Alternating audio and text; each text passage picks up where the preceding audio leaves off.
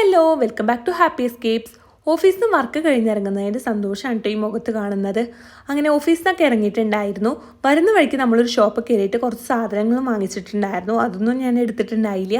അങ്ങനെ റൂമിലെത്തി. അപ്പോൾ ഈ സാധനങ്ങളൊക്കെ എന്തൊക്കെയാണ് എവിടേക്കാണ് വെക്കേണ്ടത് എന്നുള്ളതാണ് ഈ ചെയ്തുകൊണ്ടിരിക്കുന്നത്. അങ്ങനെ കുറച്ച് ഹെൽത്തി ആയിട്ട് ഞാൻ കുറച്ച് പുതിനയുടെ ഇലയും കുറച്ച് ചീരയും വാങ്ങിച്ചിട്ടുണ്ടായിരുന്നു കേട്ടോ.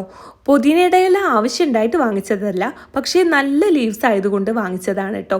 ഈ ചീരയും ഭയങ്കര ഫ്രഷ് ആയിട്ട് ഫീൽ ചെയ്തിട്ടുണ്ടായിരുന്നു. ചീരയിൽ ഹൈ ഫൈബർ ഉള്ളത് കൊണ്ട് തന്നെ, പിന്നെ വൈറ്റമിൻ എയും സിയും ഒക്കെ നല്ലതാണല്ലോ. അപ്പോൾ അതുകൊണ്ടാണ് ചീര വാങ്ങിച്ചിട്ടുണ്ടായത്.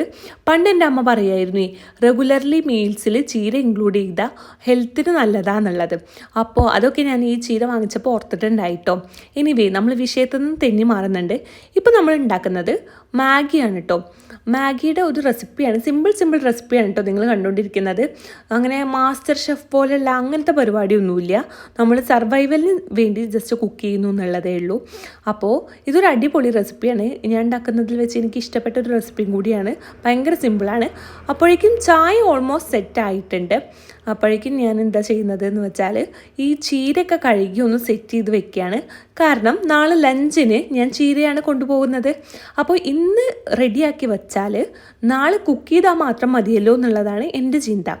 അപ്പോൾ ഇല്ലയെന്നുണ്ടെങ്കിൽ നാളെ രാവിലെ നെട്ടോട്ട് ഓടേണ്ടി വരും. അപ്പോൾ അതിന് നിൽക്കണ്ട, ഇന്ന് തന്നെ റെഡിയാക്കാമെന്ന് വിചാരിച്ചു. അപ്പോഴേക്കും മാഗി ഓൾമോസ്റ്റ് സെറ്റ് ആയിട്ടുണ്ട് കേട്ടോ. മാഗിയും 2 ബോയിൽഡ് എഗ്ഗും ടീയും, ഇതായിരുന്നു ഇന്നത്തെ കോംബോ.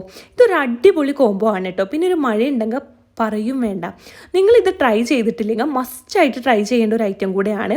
പിന്നെ ബാക്ക് ടു ഞങ്ങൾ വീണ്ടും ചീര കട്ട് ചെയ്യാൻ വേണ്ടി വന്നിരിക്കുകയാണ്. എന്താണെന്ന് വെച്ചാൽ ഇതിന്ന് ഫിനിഷ് ചെയ്താലേണ് നാളെ രാവിലെ എല്ലാതും നേരത്തെ ആവുള്ളൂ എന്നുള്ളത് കൊണ്ടാണ്.